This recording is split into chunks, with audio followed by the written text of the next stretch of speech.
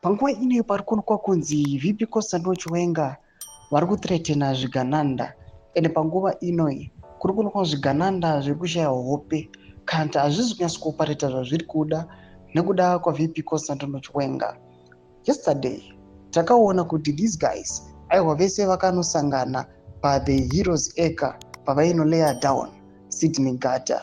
Saka peda mashoko neepost yoitwa naMinnie Baloyi yanoratidza kuti aiwa iri kunyatsokuuya ichibata-bata zvigananda panguva inoi after vanhu vauya aiwa vakauya vakasapota general pamwe chete aiwa naMinnie Baloyi inoti subscribe like on the bell icon. Tipinda pahende yaMinnie Baloyi anomeka this post yamuri kuona on the screen inobuda nyorwa chinzi gossip mates. Vanoposta picha nageneral aiwa vachismaila vachiratidza kuti ameno zvaikurukurwa ipapa but angoya akangonyera ngoti gossip mates obva aseka. Hameno kuti vaitaura pamusoro pezvigananda here kana kuti vaitaura pamusoro pezvinhu zvaiitika ipapo, we never know. But panapa topinda mumacomments vanhu vanobuda nyora achiti machiya ayo next time we will pull them closer together.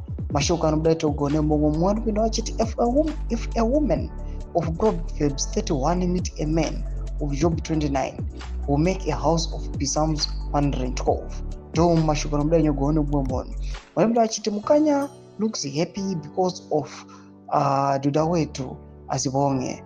Vanobuda achiti amai vedu, you are a great example of virtuous womanhood to our daughters. You are such a nation's role model.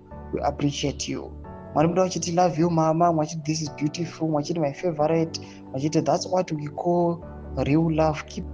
Keep it up my leaders. Mwanabuda wachiti love is good. No mashoko arikubuda panguva inei tona vanhu vachifara aiwa vachiratidza kuti pana general ndo pavanoda. Peda mukoma section medu mutidze mafunguro enyu muri kudii pamusoro pechitiko ichi. Musaona subscribe or like, chinotomba bell icon.